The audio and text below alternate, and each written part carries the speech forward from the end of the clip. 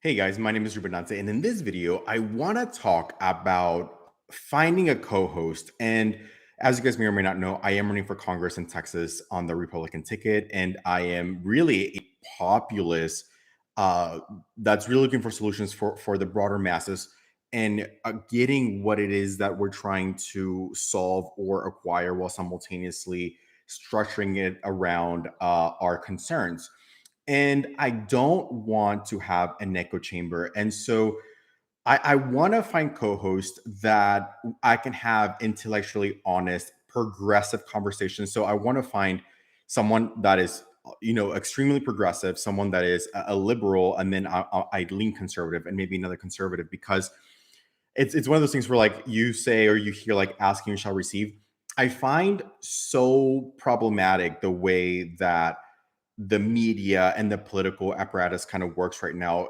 Both sides seem very politically polarizing, and they seem very, um, uh, and they conflate to build a narrative, right? So, for example, as you guys know, I am also LGBTQ per se, and I don't really believe in identity politics. But like a hot topic right now is, for example, the whole issue between California and Texas and not being able to travel back and forth because of the, um, according to California, the homophobic or the LGBTQ bigoted stands that the Texas and Florida has, right? But according to the framework that as they propose it, or as they set forth, the ideology around this is that not allowing minors to engage in a sexual transition, right? Or to so if you notice, even just this topic alone, the issue,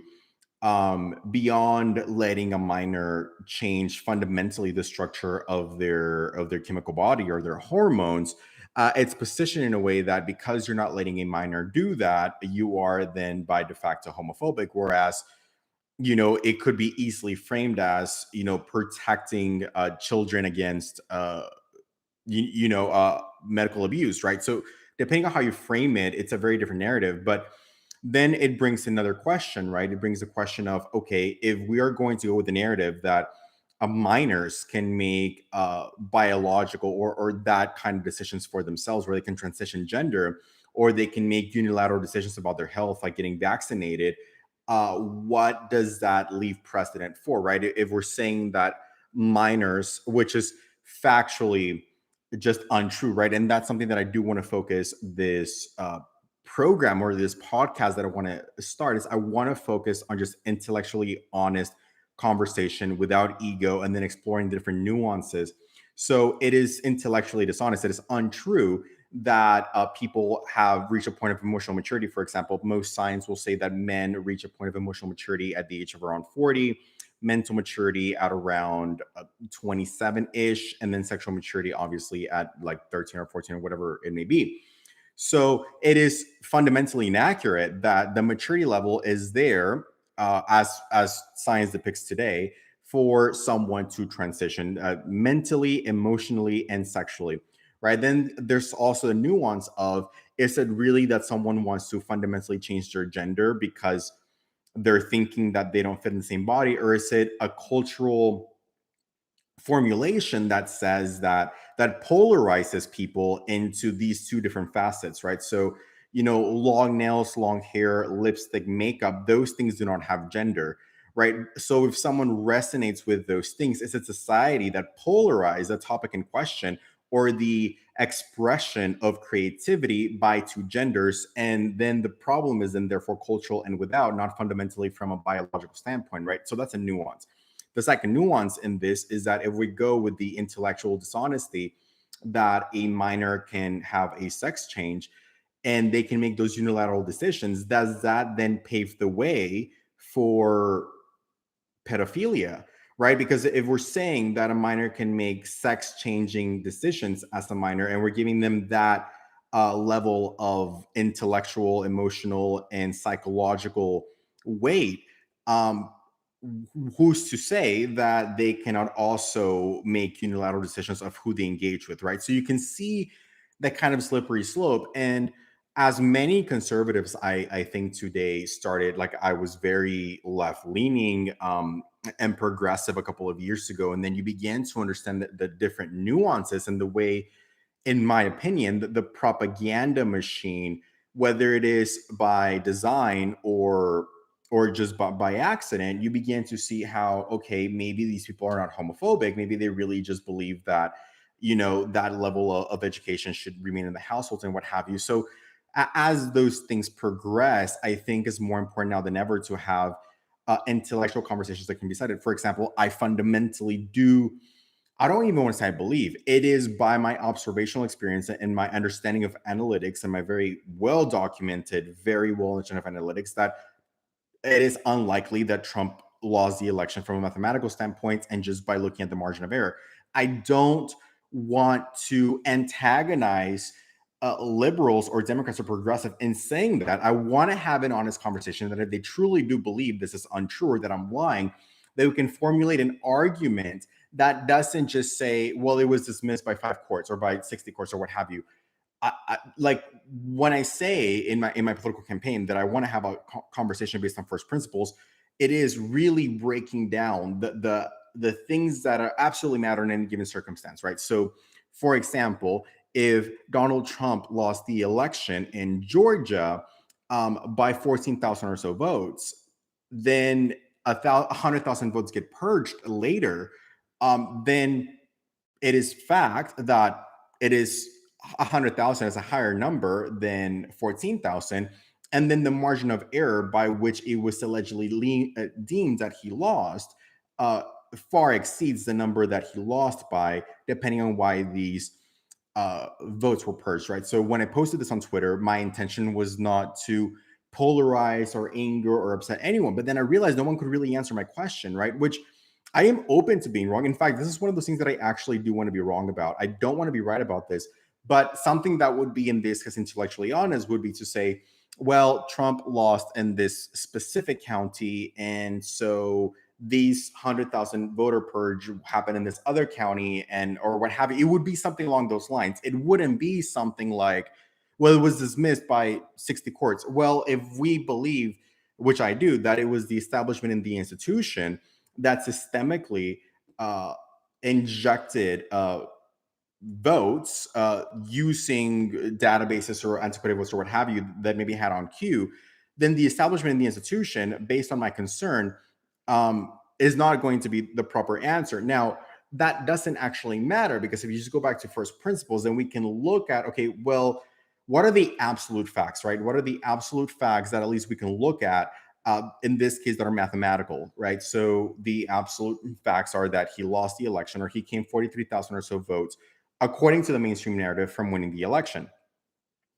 Now, if that is the case, then where are those 42,000 votes and what were the nuances in those? And then do we have a justifiable reason to believe that the margin of error in those nuanced locations exceed um, the the numbers that he lost by or not, right? Because if the margin of error or the margin in question, especially that we're seeing now in New York, right, of what is happening in these elections, if that exists, then we can have a more honest conversation about the actual details, right? Did the courts have jurisdiction over throwing out the case that these people, like for example, one of the cases that I read was that the judge threw out a Republican person that contested the Georgia voting system and the purge of these votes, or that they were not properly verified. And so the judge threw it out because it was within 30 days and it was too close to do anything about it.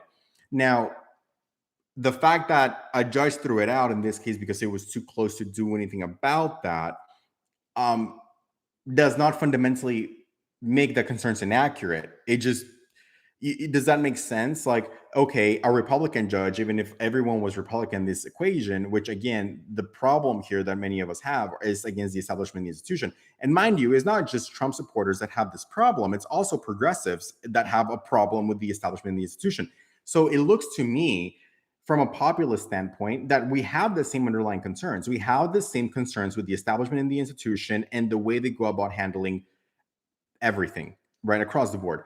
So that shouldn't be polarizing. Now, if we can have an intellectual, honest conversation about whether or not Trump or Biden is a legitimate president, then we can at least bridge the nuances that keep both sets of people polarized, right? So it's really my goal, and this seems to be very prevalent on both sides, is not to have an echo chamber. I don't like, for example, Israel's a great example, right? Like, I am very much America first, Trump GOP kind of Republican in terms of putting America first, because my family, for example, I am Mexican American. My parents actually were born in Mexico. I'm first generation American. And as someone that is actually has family in Mexico still today, I very much understand from a personal perspective that before people cross the American border, they cross the southern Mexican border first, right? And they cause havoc onto Mexico. So, no, when people say, a lot of the liberals say, or the established media says that it is racist to say we should build a wall and keep out criminals and quote unquote rapists. A lot of Mexicans would agree because they cross our border first. They wreak havoc on Mexico before they wreak havoc on the United States. And so, again, it's I want to have these honest conversations structured around intellectual honesty and good faith, right?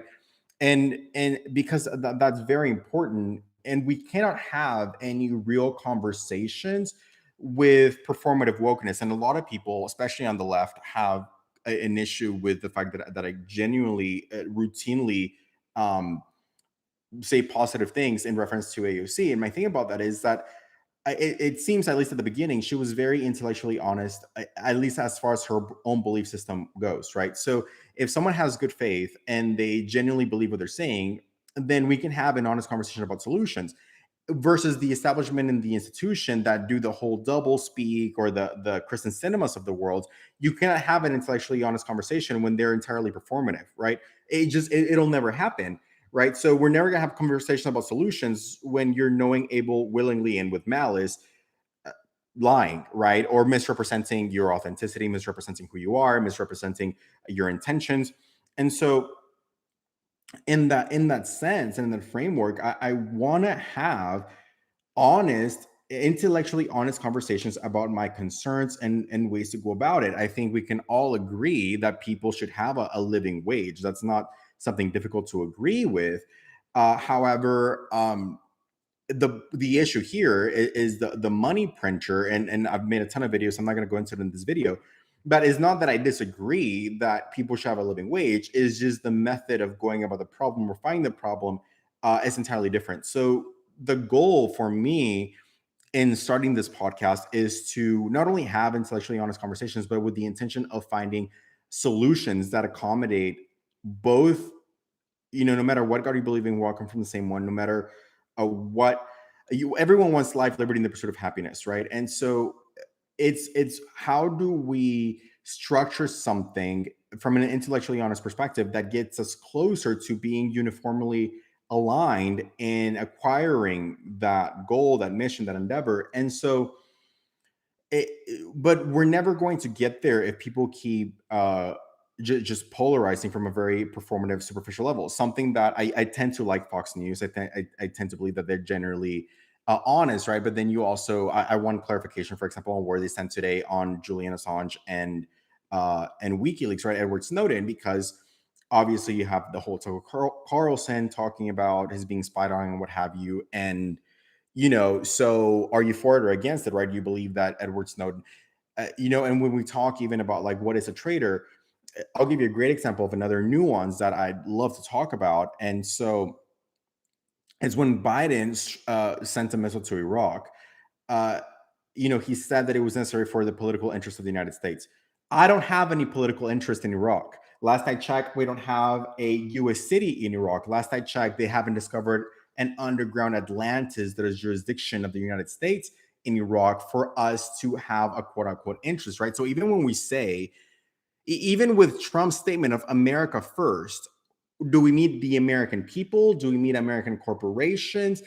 And it sounds really silly and mundane, but it's something that I feel like at this point we have to clarify because of the way people have conflated everything, right? This being an example, when we say, "Oh, the American freedoms or the American values," what are these values, right? If because if we're going into wars for other countries for the globalist elite because they make money from the prison industrial complex, they make money from the military industrial complex, they make money from, and while offering Americans as tribute, mind you, um, are we going there because our freedoms, you and I here that live in America and Texas and California, are compromised, or because the establishment and the institution and the corporations that we launder our taxpayer money to via the Federal Reserve and really sacrifice capitalism by tipping the scales in favor of anointing private corporations an unfair advantage in contrast to other corporations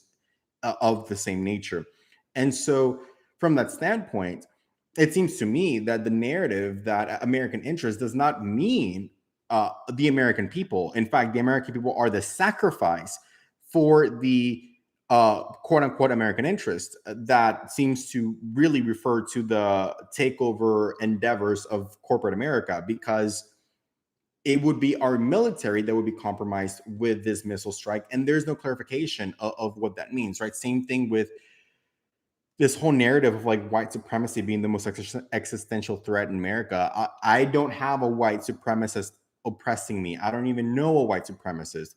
But what we do know is that the bureaucracy in the California systems, the bureaucracy in government has significantly halted the way the seamless integration of the unemployment office, for example, in California, where I was actually talking to someone that worked at the office, and then he said, that they have to do things broken up, right? So meaning that if you get an agent and they say, and they verify your identity, for example, because that took over a year for many people, that same agent couldn't confirm that the income that you are petitioning for, uh, even if they understand the same information, they couldn't prove it because it has to be mailed and it has to go through a different process. So this is a knowing, able, and willingness of the government and government institutions to sabotage the well-being of the American people, right? So even whenever Republicans, right, in this case, say America first, it's what are they implying, right? Like Dan Crenshaw is coming here today down the street from me. I live in Lagomar. He's coming to Lagoon today, and he was one that kind of went on Fox and defended the missile strike. But I love him, but in general, a lot of Republicans give these very ambiguous answers of why this and these extremists. And if America is calling our American neighbor, our Trump supporting neighbor, an extremist, I have to question to what degree is the Taliban an extremist? Like, is that true? Like, is there an FBI false flag? And so I hate to say this, right? This might be even against my own party in a lot of ways, but I wonder, like, rather than investigating any of these attacks anywhere, domestically or foreign, maybe we should start by investigating who stands to gain from any specific attack, who stood to gain from the quote unquote January 6th riots, right? Who benefited from the situation, who stands to gain from this rate abs, right? So that's another concern, right? So there's this video I've shared on my Twitter, and again, this is not spreading fake news. I genuinely want to understand. There is this person allegedly named Ray Ebbs who apparently has a background in the FBI. Now, if you understand the FBI, because I've actually looked into working for them a while ago, like when I was younger, and the CIA, and from, correct me if I'm wrong, and I could be wrong, I should pull it up, but from what I understand, it says that a lot of times even your family or neighbors cannot even necessarily know that you work for them. So there's been some information that says, okay, he took training in the FBI Academy or something like that, but he nowhere on his background does it show that he actually works for the FBI. Well, that wouldn't show up on someone's background if you just look at the FBI's website, as I understand it right now.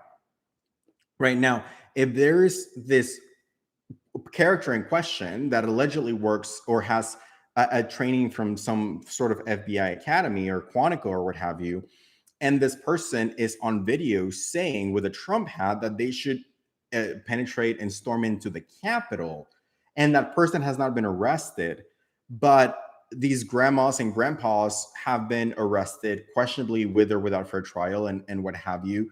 And we have this well documented video of someone that is overtly inciting violence or penetration of the Capitol, that seems to have as FBI ties, right? Why has he not been arrested? Or am I wrong, right? Is this does this person not exist? Is that misinformation? Is that a misquotation? But nonetheless, there's been no questioning of this. And so my point for this is that no matter where you stand on the political aisle, this is of imminent relevance to everyone. And it's very easy to.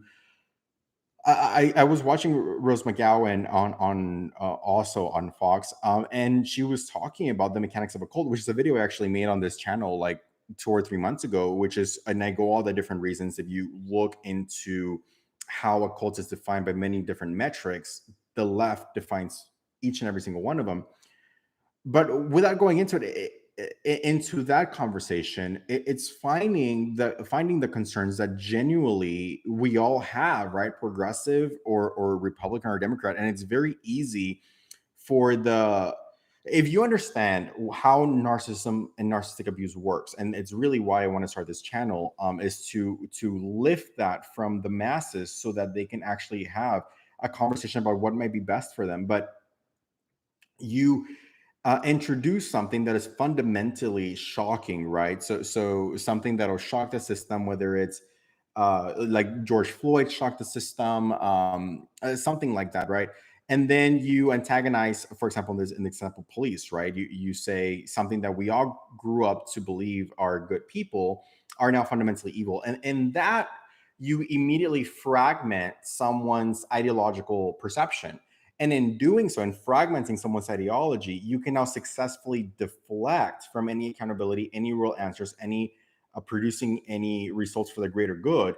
And you can deflect that successfully by rerouting or gaslighting them into the new fragmented parts you created upon someone, right? So, in the cognitive dissonance that you've injected, now you can basically run an endless loop upon them, right? So, last night TYT was talking about, how crazy QAnon supporters are, and then he talked about like, the whole devil worshiping and this and this and this and that. And I really wish I could jump on a live stream with them and kind of give them my perspective, right? Because there's so much implications that goes into this blanket narrative that these group of people just believe that the elite are Satan worshipers. That's but if you reduce someone to that degree, um, that's obviously very minimizing of the character. So why not have an intellectually honest conversation? And the reason I bring this up now is going back to my statement about occult abuse. There is a figure in the occult that is named Baphomet. A lot of people associate him with the quote unquote devil. That is intellectually, that's just factually incorrect. But in that figure's arms, it says to create chaos and then fix it. Now, the advantage in creating chaos to then fix it is that you are the inception of the problem. And in being the inception of the problem, you get to be the judge, jury, arbiter, perpetrator, and savior, keeping you in control unilaterally of the entire narrative that you have then created, right? So, opposite to something authentic like like the truth, whether you go into the Bible or the Law of One or the Course in Miracles, this creating chaos and then fix it is fundamentally an occult narrative. And when you think about phrases like the road to evil is paved with good intentions, or money is the root of all evil, if you think about creating something that is this artificial, right? You create a war on terror is a great example of that. You are war on terror is an oxymoron. Terror is war and war is terror, and the only thing to fear is fear itself. In that sense, and mostly the metaphysical world, and really anybody can understand that, right? How do you have a war on terror? You can't. But what do these systems create? They create an endless psychological loop upon people. And so my point for then stating that is, in order to subsidize a falsity, a matrix, an industrial complex of that degree, right, that is entirely predicated on a false narrative where you're the judge, jury, arbiter, and perpetrator. You need its equal and opposite reaction for the sustainability of that paradigm. That equal and opposite reaction is the Federal Reserve System, because it can print money out of nothing, whereas to once upon a time we exchange services rendered for energy and currency, and it was a very intrinsic exchange. Everyone was cognitive of what that exchange was. When you then print, right, without before the Federal Reserve there was, or the gold standard, so there was some fixed metric by which we cannot just endlessly create, right? So there was some sort of equilibrium that was intrinsic. When you depeg from that, when you get out of that, you can essentially create endless amounts of money, right? You can print as much money as you want, as you saw, printed with $1 trillion and something dollars, 9 trillion or so dollars over the last 18 months. And so what this allows is for the system by which you create the chaos and then fix it now has an artificial life supply in equal and opposite reaction, and then keeping people in perpetual fundamental tribute, right? So it that's not very conspiratorial. The in fact, it's not conspiratorial at all. You can back this up with science, with psychologists, with cult abuse professionals. You can fact check it with the Federal Reserve. You can fact check all of this, right? The method by which I realize that my feeling is that a lot of people that are that believe in QAnon, or that once upon a time believed in QAnon and the MGTs of the world and what have you, they have good faith, honest intentions, and they might even be very, very intuitive. They just don't have the verbiage, understanding, and vocabulary to properly convey their concerns. So it's really sad to me to see the way they get bullied, because you can see that their essence, that they really are willing to, and they do have a pure heart, and they genuinely want solutions. But because the equal and opposite reaction is a very enmeshed world, right? It's like when people say Black Lives Matter or what have you, but then if you look at their actions, so this is another important case, right? So if people say Black Lives Matter, and if that was a standalone concern, well, the biggest killer of Black lives is abortion, right? So if you believe that Black Lives Matter, uh, it is a conflict of interest, and it's a cognitive dissonance to then perpetuate the abortion to the degree that they do. Now you pair that with the fact that many of these elite have praised figures that have talked about population control against Black people, um, Margarets of the world and otherwise, then you can kind of see that that population control agenda is still going on. And what they are doing, going back to that matrix narrative, or the creating chaos and destroyed, and then creating this system of artificial matrices, you are then pacifying someone's being, reducing that being to something like, their gender, the race, the religion. And in doing so, then you placate to the impulses and compulsions of the enmeshment or trauma and identity. And to do so, you then sacrifice the integrity of the person, the potentiality of the person. The Republicans have a really horrible job of conveying that message, conveying that reality, right? Because the left is really good at gaslighting. They're really good. Now, mind you, and in the same respect, I would love to have someone here that would be like, Ruben, you're wrong, and this is why you're wrong, and this is and this and this and this and that. Um, I'd like to be wrong about. I like to, quite frankly, I like to be wrong about all of my beliefs and everything I've observed. I would die very happy if I was wrong about all of my suspicions and all of my deductive reasoning.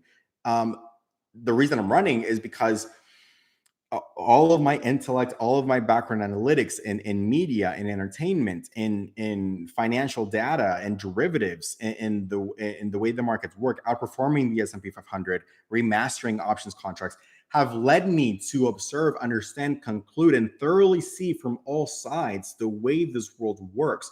From going from being pretty impoverished as a first generation American growing up, so then having what mostly felt like unrestricted access, and back and forth and back and forth, seeing the wide gamut, and experiencing it all, experiencing it from extreme progressive liberalism, and in the same respect, and a lot of nuance, like there is I don't believe there's systemic discrimination, but what I do believe is that we have a predisposition of hiring or getting closer to people that we relate or identify with. So I might have a subconscious predisposition to have a conversation or to hire or to use a salesperson that might be a Christian mystic or a medium, because I am of that same resonance and it's more familiar to me than someone that is, I don't know, a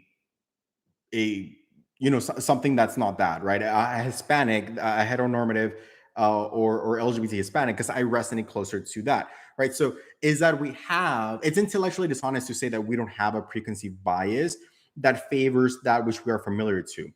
And so it's, and this is not really a race issue. I would say it's a socioeconomic issue, which no one wants to have the conversation because the establishment, the institution on both sides, uh, is implicated in this. But um, I am more likely to come across people of my own socioeconomic uh, status, whatever that may be at any given point, based on my daily interactions, based on where I go out to eat, based on where I live. And so by de facto, I am that person is going to be equally advantaged within that framework. And so um, I have, in fact, it's interesting because Candace Owens and I have this thing in common where we both have discrimination lawsuits in our background, right? And what I was trying to convey at the time, I feel the same way today as I did back then, a year ago, and what have you, is that it's not that these people are fundamentally per se racist as depicted by the extreme left, or even maybe even racist at all, but rather the fact that if I am the best trader in the environment that I work in and the best speaker with the best sales numbers, I might be particularly more questioned for not being a heteronormative white male. Now, to be fair, I actually didn't encounter that, which is why I was number one in the network during the time that I did it. In the same respect, when it came to promotion or anything of that nature, it was people that were factually less qualified and less knowledgeable with lesser numbers that would get the promotion because they knew someone, and that someone that they knew at the corporate level was white. And if they're also a family member by nepotism, then they will hire someone that is also white, not because of white supremacy, but if you're more predisposed to hiring your cousin or your daughter or your son and you are white, then the person that's going to get the promotion because of the nepotism will also be white. Not because they are racist or because they hate me, but because of the structural framework of the way we prioritize that which we resonate with most, right? So the if we're not going to have the race conversation, then we have to have a more aggressive nepotism conversation across the board. The fact of the matter is we all want equality, no matter, and we all want to be judged based on the content of our character, not the color of our skin. And to say that that does not exist is just intellectually dishonest. So in the same respect, antagonizing immediately someone that maybe never thought about it. Like something that I did realize is that after I spoke to like HR and like various people, they were like, "Oh, we never thought about it that way," because people only understand the world from the level of perception. So in that way, it is privileged in the sense that you don't have to think about these things, and that does exist.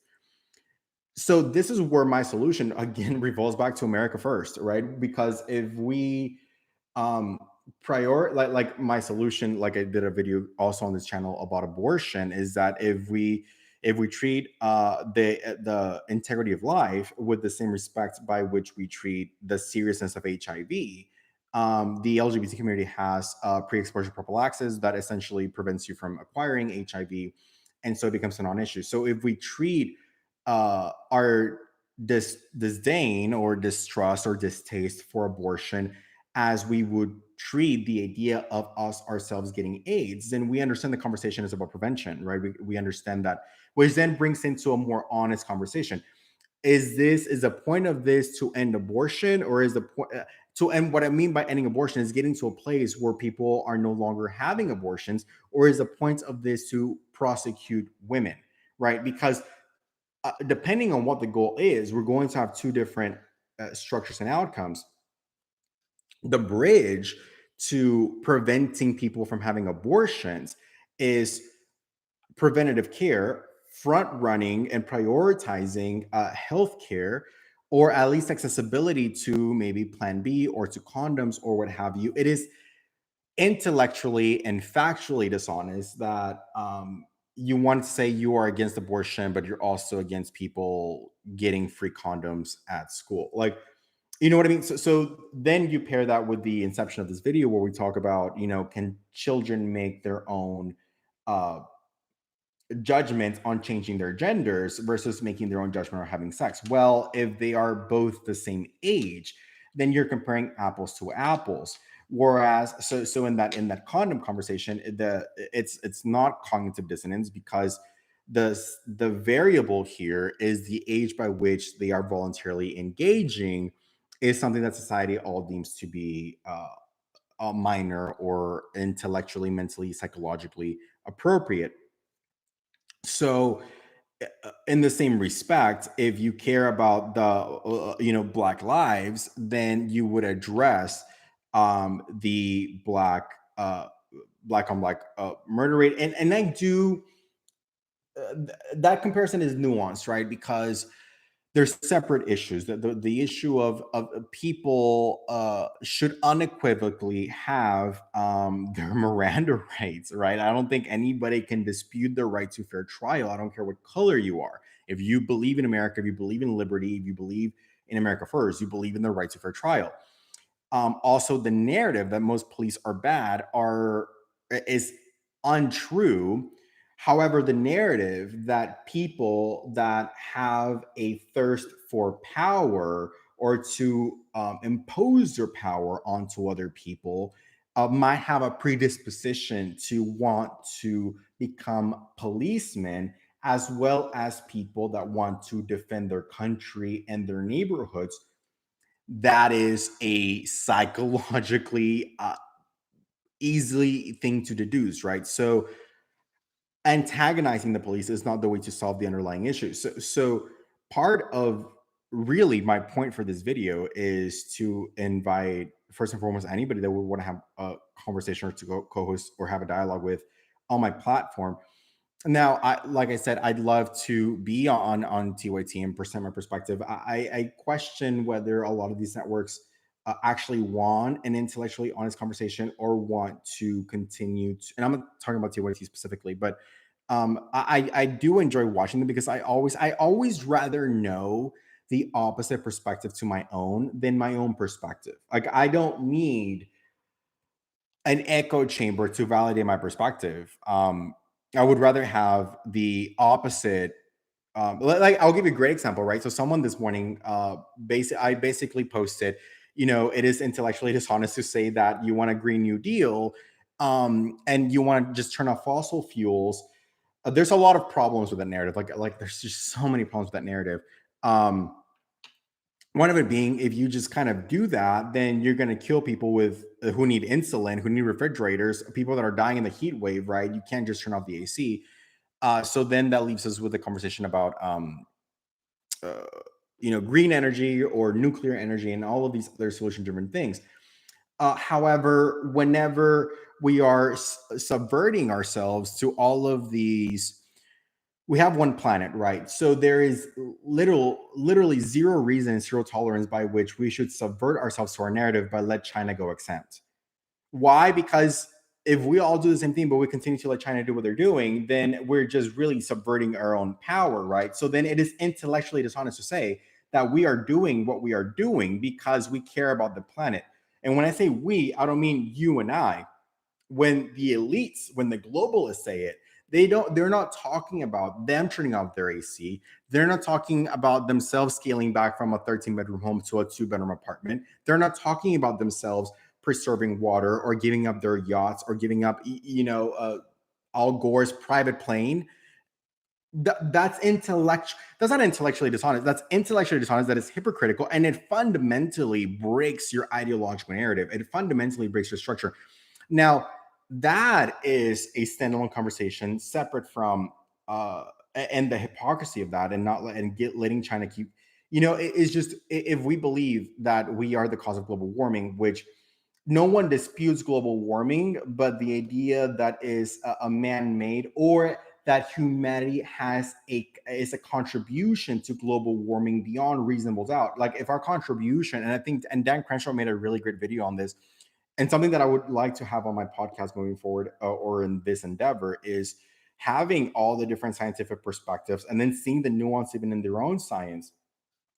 But basically, how there's overwhelming evidence that even if we all cut all nuclear emissions and fossil fuels and all of that, that it would have a very, very marginally small difference in context to a lot of these things. So the fact that this is even man-made by a reasonable amount, by which the benefits would outweigh the cost, and everything, it doesn't seem to actually be there. And if you watch Greta Thunberg, I don't even know how to pronounce her last name, Thunberg, if you watch them, you can see how they're, she basically, a lot of the left was praising her because she fundamentally said, it's a very convenient thing to say, well, why not China, whenever you're looking at whenever it's in regards to personal responsibility. And it's like, the reason why you question why not China, and it's relevant and it's not an evasion of personal responsibility, is because if this narrative is true about one planet, and China is going to continue to do what it does, then why then do we have to subvert it? Because they're going to kill the planet anyway. So it's kind of that those nuances, right? Same thing with the killing off the Keystone pipeline, and then the whole thing with the Russia pipeline, right? So you can see that these narratives quickly come to a fault. And so my point for this, and I'll end with this, is that I want to have intellectually honest discourse with people that disagree with me, or that see a different solution or a different point of view. Because, like I said, I am running for Congress on the as a populace for the people, kind of like like in that sense, like Trump was, in the same but in the same respect, I think intellectual honesty and solutions is an integral part of that. um I think we need free and fair elections. I'd love to get, and this is something that I would love to be wrong about. Like I said, I love to go on The View or go on any of the, like, something that I really hate on both sides is whenever you have like a Jake Tapper or any of these people that know what they're going to ask, and know their stance on it, and they go find someone that's drunk coming out of a party that is on the other side of the aisle, and then they try to clock them and then make it as though they are the everyman on that party. Well, that's unfair. It's intellectually dishonest. It's also it's bullying, and it's not going to get us to any solutions, and it's a misrepresentation of character on both accounts, right? So um in that sense, I want to have those conversations, and I would love to go on one of these people that viscerally, that sing the big lie all the time, and be like, look, these are my concerns, and I'll tell you guys, and you can prove me wrong. I want to be proven wrong. This is something that I really want to be wrong about. But if Donald Trump came within 43,000 votes to win the election in a couple of states, right? You can splice those a little bit differently. The margin of error by which the laws were subverted, ignored, overwritten, or subdued because of the pandemic, which is a separate issue, right? It's a separate issue, the validity of that. But for one reason or another, it's not the people's fault. But the degree by which that happened, subverted, violated, or otherwise, exceeds the margin of error by which Trump lost the election in these key states. And I always hear people say, oh, well, he won by these many more million votes, and that he won the popular vote.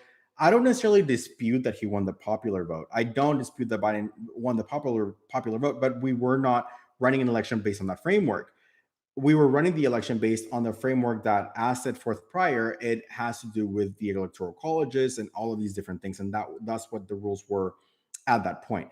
And so, whenever we see that the margin by which those laws were ignored, subdued, suppressed, or broken, and the margin by which he lost by, from everything I've seen, that margin far supersedes the margin that he lost by which then, um, that could make a substantiated argument for Biden possibly being an illegitimate precedent. No one's addressed it from that standpoint. And if you know someone that's addressed it from that standpoint, please send me the link, because I haven't seen anybody address it from that standpoint. They they put, and this is something else that's nuanced, right? A lot of the, people say, oh, well, maybe Trump either had really bad lawyers or what have you. Maybe that's true. Maybe that are, but just because someone was did not present a good case or was not good at presenting a case does not mean that their concerns are invalid. And so, the final case that's brought me to this point where I do want to have a co-host is the Shikari situation, right? Because I flipped on that, because of course anybody can see, well, she broke the rules of a private institution, and breaking the rules of a private institution caused her to be disqualified. If the rules were bubble, you cannot chew blue bubble gum within 48 hours of the Olympics, and you have a blue tongue and a bubble wrap in your pocket, then you'd be equally disqualified.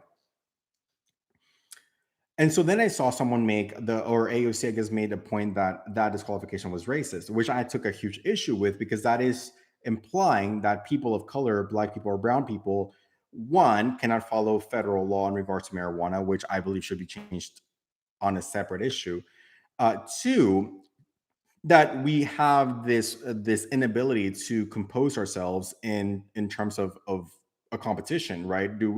It's not the color of my skin does not give me an unfair advantage, or does not make me more predisposed to break the rules of a private competition, which is what that statement implies. But then I thought about it further, and then I thought, well, what if an argument can be made for discrimination based on religious grounds, meaning the Rastafarian religion, which, from what I understand, use marijuana for spiritual practices.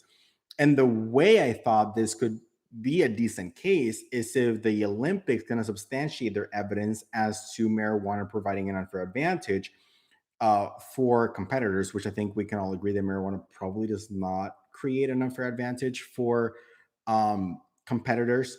And so, if that's the case, then that leaves the second point, which is, it's not in the spirit of sports, which then could be a cultural argument could be made with that, which is, who is the judge, jury, and arbiter of what the spirit of sport is, right? And is there a substantiated evidence that would say that marijuana is more detrimental to the spirit of the sport from a health perspective or otherwise than, per se, alcohol and brain cells? And if those two cannot be substantiated, then maybe there is a case to be made about um, on discrimination from that standpoint.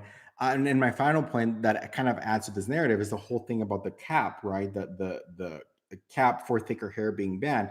So, does this point to a covert way of um, discriminating on maybe a demographic that might be particularly more Rastafarian, like Jamaican people, right? And so, again, there's so much nuance.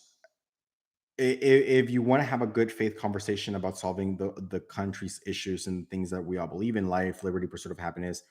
And when I think about America first, I think about putting life, liberty, in the pursuit of happiness under all men being created equal as an ideal, the American ideal, that is one nation under God, indivisible, and that those ideals that make us one nation indivisible are stronger in the terms of we have more in common than we do different, and the American idealism that we are all equal under this premise supersedes the illusion of division or separation, and that we have more in common than different, and fundamentally, from a fundamental standpoint.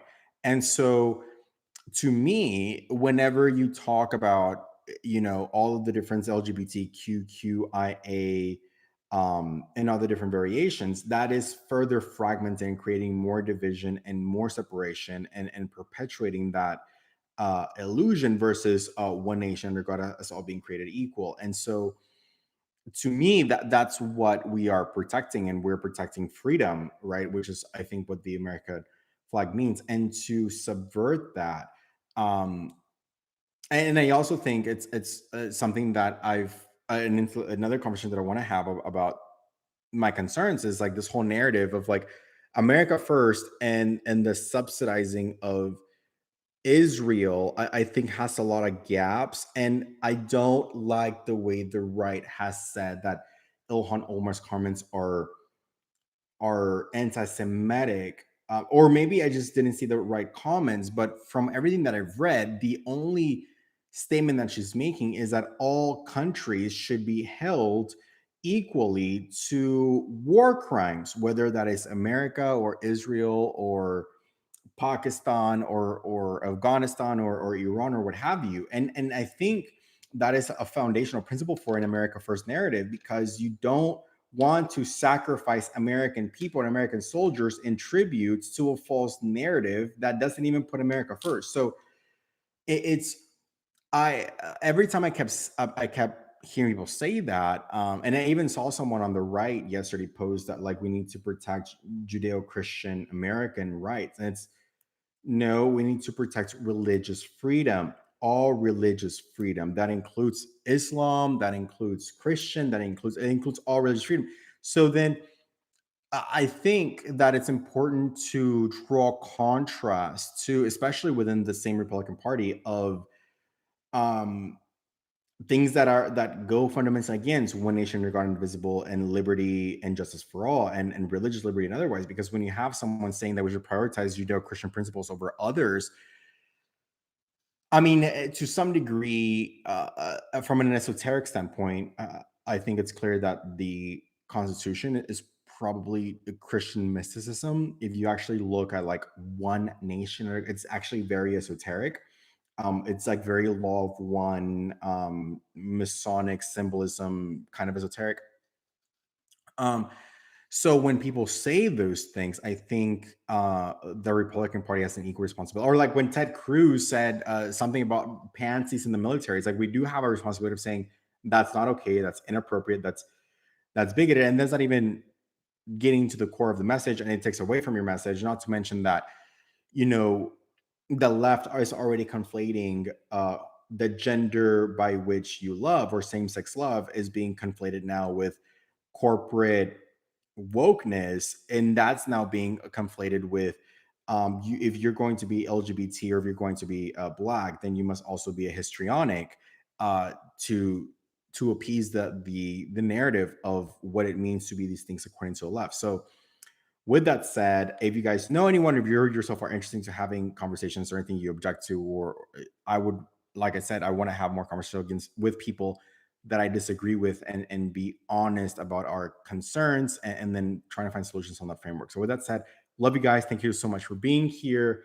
Um, I'm open to paying someone if they're a bigger name. Again, it is just my goal is having these honest conversations that I find that even the networks with the biggest platforms are just not having. That is just Fox News, I think, is way too quick to call Ilhan Omar and these people like anti-Semitic, when I think equal accountability, especially the Republican Party, that's a party of quote unquote accountability, should be big on we're going to hold ourselves to the same standard of the war crimes that we set forth for everyone else. And I don't see how that's anti-Semitic. I don't see how that's anti-American. Um, I if I'm going to be against murder, I'm not going to shoot. Oh, on a final note, actually, um, I do want to talk about, a lot of people say like, oh, we need to pay more taxes. We need to pay more taxes. The rich need to pay their taxes. Why?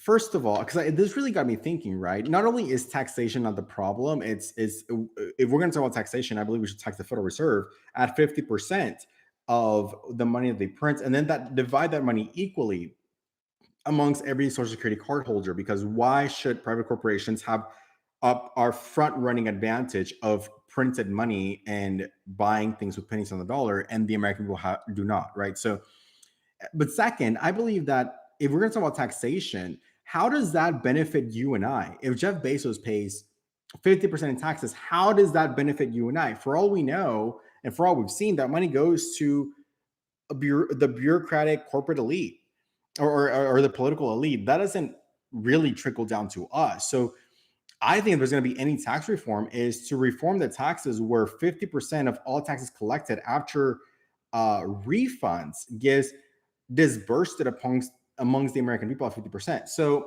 again, it's like my concerns are the same as the progressive concerns, but I don't think taxation is a problem. Furthermore, it seems to me that I have a moral issue with my money going to killing anyone, right? Kids in the Middle East, Iraq, Iran. I have a problem, a personal problem with that, a moral problem with that.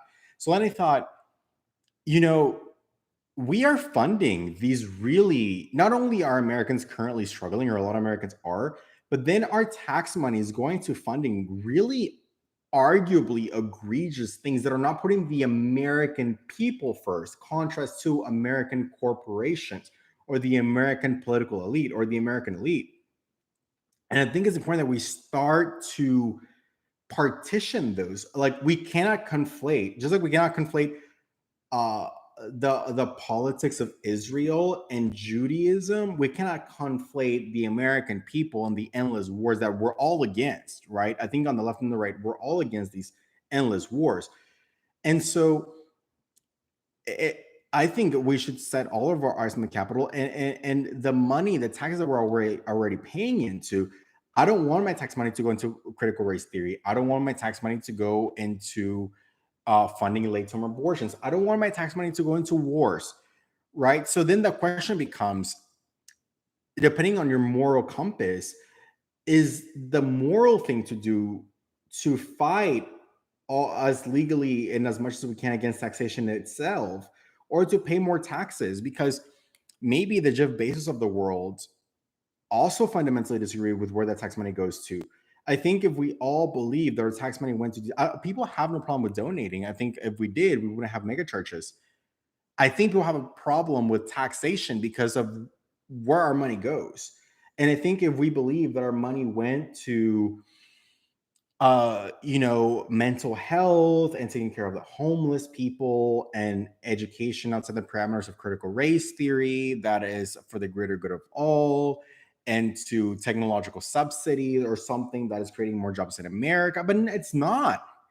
It's going to anybody but Americans. And so this really had me thinking about republicanism and Trumpism in a very different way, even entirely outside of the moral and social apparatus. Have you think about the disgusting things that our tax money goes to, and we're funding it, right? Like, every time a child dies in the Middle East by the directly or indirectly by the hands of Americans, we're paying for it.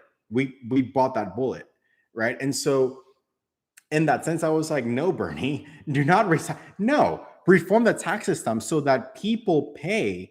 The tax that goes into the government is equally divided amongst the taxpayer against Social Security cardholders. Going back to my original point about whenever Barack Obama bailed out the big banks, in corporate America and capitalism, you bail someone out, you take over their accounts receivable, and you take over their assets. So the American people should be owed the dividends of that bailout. Where's our dividends, right? Where's our accounts receivable? What?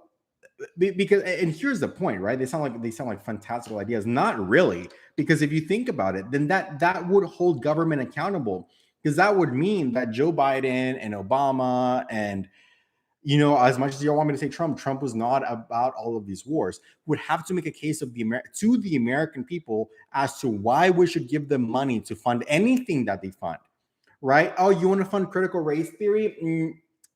Nope, we're not giving you money for that. Like, make reverse it and make the government a nonprofit that we donate to.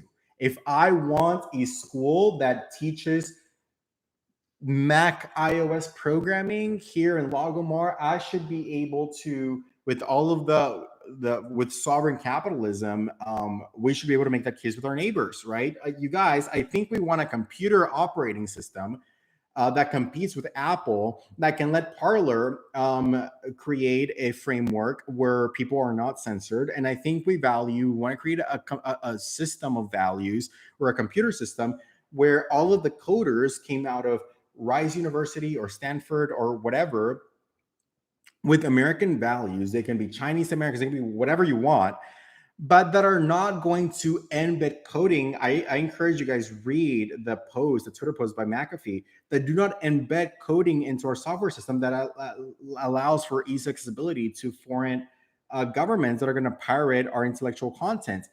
Do we here in Texas, in the 14th district of Texas, in the Galveston County, do we value creating an operating system by which it's a closed and coded network by which can give Google and Apple a run for its money, that can subvert from the Patriot Act, that is a closed network, that is not going to have the big tech oligarchs be the judge, jury, and arbiters of what proper discourse is? Oh, I think we value that.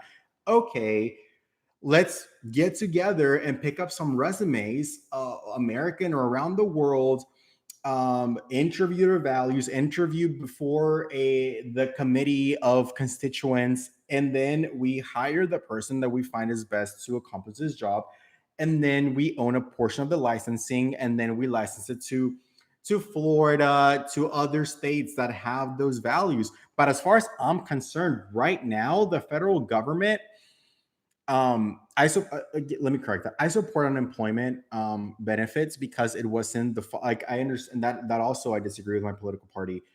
I It was not the American people's fault. You can blame the Democrats, you can blame Fauci, you can blame China, blame whoever you want. It is not the people of California's fault that they were forced to shut down. Right? We can argue about whether they should have used their right to bear arms and part of the Second Amendment with the First Amendment, and but long story short, something that all Americans can agree with is that it was not the fault of the individual American, whether it was Fauci, whether it was a Wuhan lab, whether it was a wet market, whether it was America, whatever the reason was, the fault is not on the American people. And so I do not believe the American people should in any way, shape, or form pay for the negligence and incompetence of any form of government or bureaucracy, certainly in elected ones like the Fauci's. We do not elect for gain of function. And so for that reason, the consequences of having had dealt with and here's another example where I agree with the progressives. Whenever American Airlines and these airline companies got bailed out for the pandemic, they got billions of dollars. They fired everyone the second that they could. September came, everyone's laid off. They chose to prioritize their capital gains, their share, whatever they chose to prioritize. It was a corporate decision that chose to prioritize whatever it was that wasn't the employees. So if now, today, they've lost or they cannot hire manpower, that is the unilateral fault from the corporatist that prioritized other things that were not the employees and the American people. I don't feel bad for them. In terms of businesses that cannot afford to pay a living wage, I side with the progressive argument that maybe they cannot afford to have a business, and whether it is a privilege to endeavor to have a business, and then entitlement to feel that people should get paid below living wage. In the same respect, I am very far right when it comes to the inception of all of these are derivative problems. The root problem is the Federal Reserve, the money printer, and the way that was appropriated. If it were me, like if I was the councilman or what have you, the representative for my district, I would say that there will be no shutdowns until everyone gets a weekly wire of a minimum $1,000 to $1,500 a month, or what they are telling you they were making prior with some reason. And if you cannot afford to send that wire before the lockdowns and maintain that wire every Sunday like clockwork, and if you fail that wire, then people are able to go back to work, then we have no shutdown deal. We have no deal, right? If it's really that important, if it's so important that we must shut the country down, and if that it's that much of a priority, and it's enough of a priority to print $9 trillion, then obviously it's enough of a priority to send that money by wire every Sunday, and that be the priority, and everything else be the nuance. But this is why a lot of us on the right think this was all this was we have reason to believe, based on anecdotal evidence, based on, like, when someone tells you who they are, believe them. When people are openly talking about the Great Reset, I'm gonna believe you. I'm gonna believe those are your intentions. Why wouldn't I believe that your intentions are not what they say they are? So I think the failure, again, hindsight 2020, it doesn't matter anymore. But in terms of moving forward, I think the failure in that regard came from the Republican Party, not Trump. I think Trump. I think if I would have gone up to Trump, I'd be like, Trump, you want to shut down the economy? Wire transfer minimum 1,500 a week. If it's that important, we're doing it. If it's not that important that we cannot afford it, then I guess we cannot afford this so-called lockdown and what have you. Right? I think would have been for it. I disagree that it was the American people that should have in any way, carried the burden of this. Um, Certainly not before the trillionaires that came out of this, that the Amazons or what have you.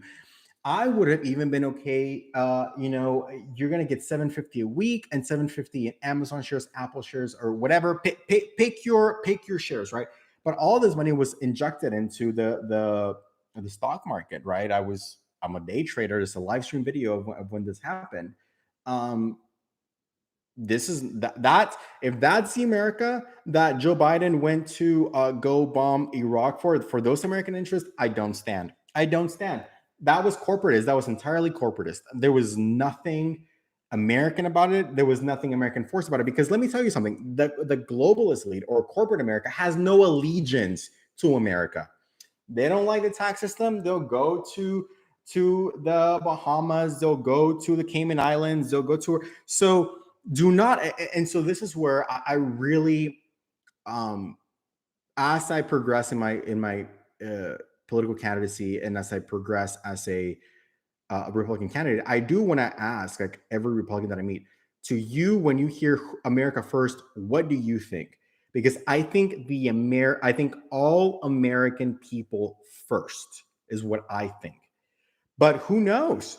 I mean, I might ask the next Republican, and to him, it might be the American military industrial complex, which serves the same powers that prioritize the stock market over the American people, with the Federal Reserve stimulus. If that's the America we're talking about, I don't stand for that narrative. If the America that we're talking about is, um, the one that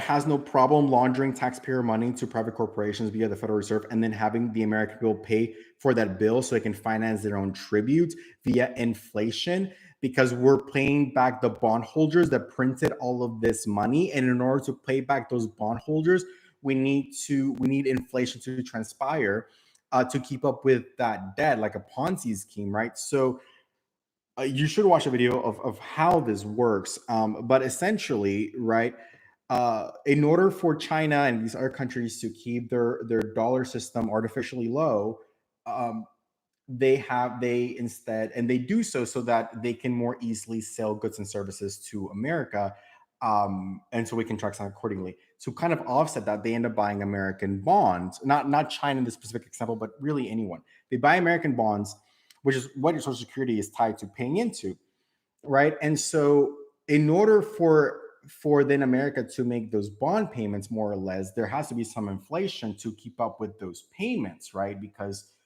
we've exhausted intrinsic resources, right? We're still paying, I think, for the First World War. So anyway, so then there needs to be some form of inflation to keep up with that payment. And so whenever you print all of this money that went to private corporations, that is now costing, whether it's supply chain, whatever it may be, directly or indirectly, it's causing inflation at the end result.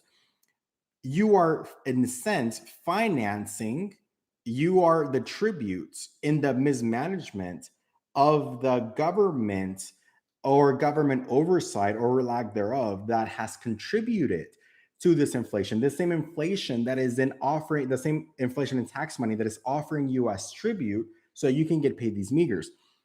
The way to offset that, even if we don't end the Federal Reserve, would be that tax the Federal Reserve money printed and disperse that upon Americans. Because why should JP Morgan have the anointing of the spread between the money printed and what they loaned it to you at? So the more we have honest conversations, the more we funnel down to uh, inevitably, probably, if there is a deep state, it would eventually all go back to that, right? Which it all signs, follow the money, all signs, whether it's the prison industrial complex, the medical industrial complex, big pharma, prison, military, media, all roads lead to the same place, right? And so from my observational experience, the establishment rhinos and the real establishment figures, their role is to keep us gaslit against each other so that we never have that like catching fire moment where we look up and realize that we're not the enemy here. And what I mean by that is we are not in bondage to some white supremacist KKK person that lives out here and that, writes around in a white whatever muumuu that they wear. It's not. It's just not. It's just intellectually, it's just factually incorrect. It's the Federal Reserve System and all that's to benefit from it. So with that said, I love you guys. If you're interested by phone or what have you, I do want to expand this dialogue to actually come up with solutions. And once we're solutions oriented with whatever goals we may have, knowing what it is that we're trying to accomplish, life, liberty, the pursuit of happiness, the best ways to acquire that while still honoring the Constitution, free speech, and all of these things. And that's something that the left is really good at gaslighting about. It's like, well, Twitter's a private corporation. Well, the United Nations still depicts communism as censorship, even via media, which I've posted many times on Twitter, but that's not the point. That's an easy deflection. But the point is, what do we value? Do we value censorship? To what degree? If so, um, and so in having that, then we actually come up with solutions. And if nothing else, vote out. I would say like vote out. It's, no matter where you live, in my district, out of my district.